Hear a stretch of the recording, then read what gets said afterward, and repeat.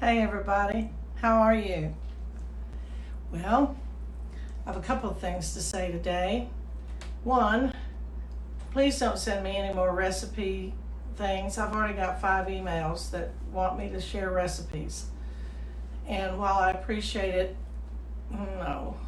All right, thank you. I'm thinking about my mom and dad this Easter weekend because of many things. But some of you do know that both my parents died before I was 21.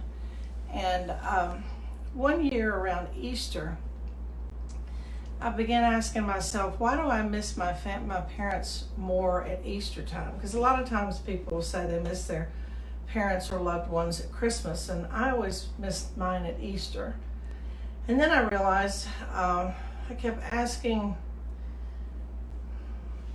my spirit guides, and what is it about Easter that made me miss my family? Well, for one, my dad, as I've said to you before, was an active alcoholic, and I adored him to death. And he hated organized religion, hated churches, thought they were filled with hypocrites, wouldn't go. And yet he would sit out in the backyard and watch thunderstorms. And I told you that we had a church pew in our backyard, and my sister and I would sit on there with him, and we would watch the lightning and the thunder. And it was exciting, and he taught me to really appreciate Mother Nature.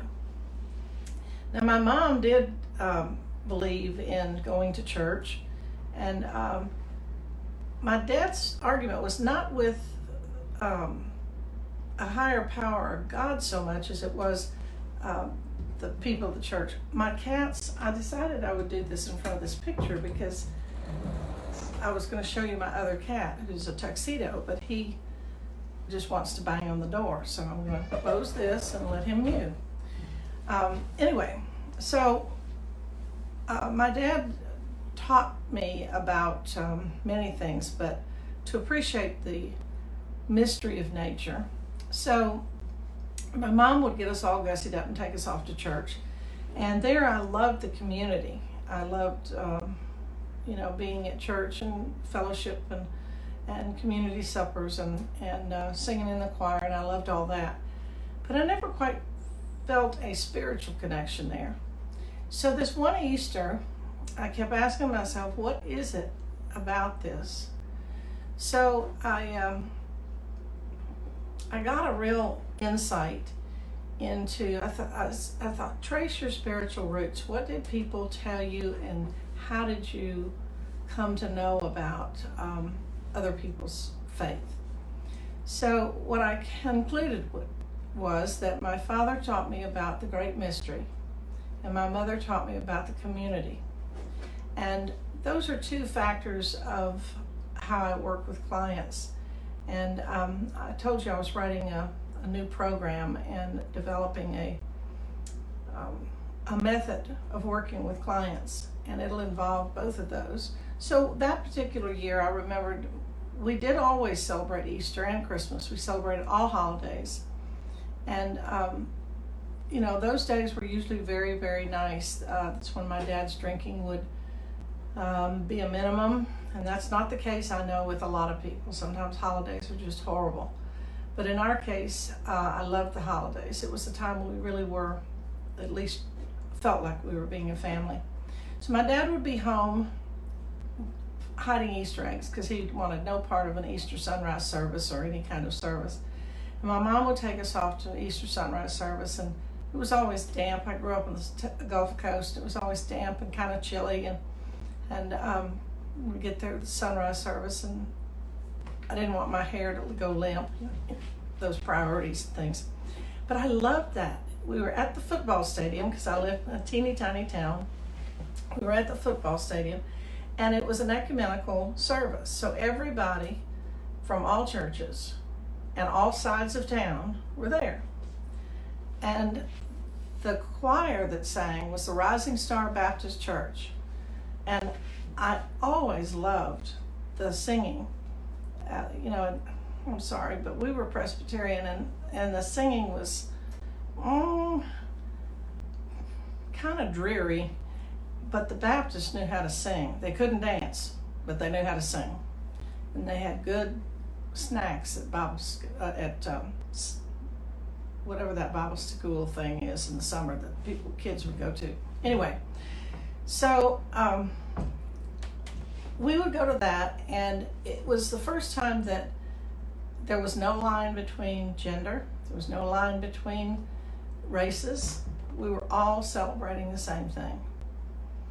And what I took away from all that is that the higher power, the God that I grew up with, and I got so mad at and didn't speak to for 10 years, became much larger. And the spirit, the higher power that I am absolutely committed to today and works in my life is a much larger, broader, ecumenical God that is included in both the community and in the mystery. So I developed a workshop called Tracing Your Spiritual Roots, and I helped people look back and see what they learned that was beneficial, that they still wanted to embrace, and what they learned from other people about this higher power that they didn't want to continue to use, and help them come to terms with a spirit guide or a higher power, a God that they could really depend on. And some of you have had that all your lives, but a lot of people haven't, and I was one.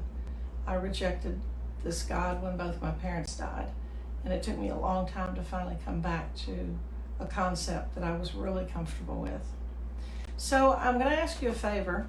I'm developing these new programs and courses, some of which will be online, and you can do it 2 o'clock in the morning if you want, and some will be in person whenever we can be in person, and some will be conducted with me in like a group or a Zoom link.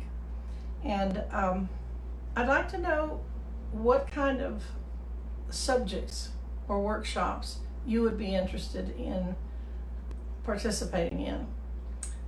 Some of them I've been tossing around, have been tracing your spiritual roots. Some of them have been untangling your old belief systems that seem to block you and keep you stuck.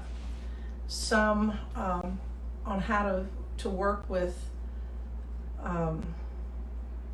spirit energy, and I don't want to just say to manifest, but to how to align your will with the greater will.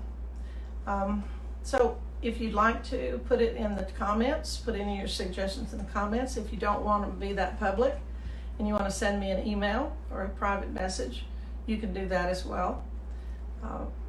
My information is on my webpage, JeanieGriffin.com, and there's also a message here at Facebook. You can send me a private message if you want. I'd like to see what your thoughts are. And ever since I did that kind of study and figured out why I missed my parents, they've been very, very with me every Easter. And I have wonderful fond memories of hiding Easter eggs and finding those. And one of my old limiting beliefs was, I never find the silver egg, I never find the gold egg. Somebody else always does. Well, today, that's no longer a part of my belief system. I do find the silver and I do find the gold. And I live a happy, joyous, free life. I hope you have a wonderful weekend. I'll see you on Monday. And happy Easter, happy Passover. I wish my cats now weren't sleeping. They were playing all morning, but it's nap time, I guess. I love you, and I'll see you Monday. And you can't do a thing about the fact that I love you. Bye.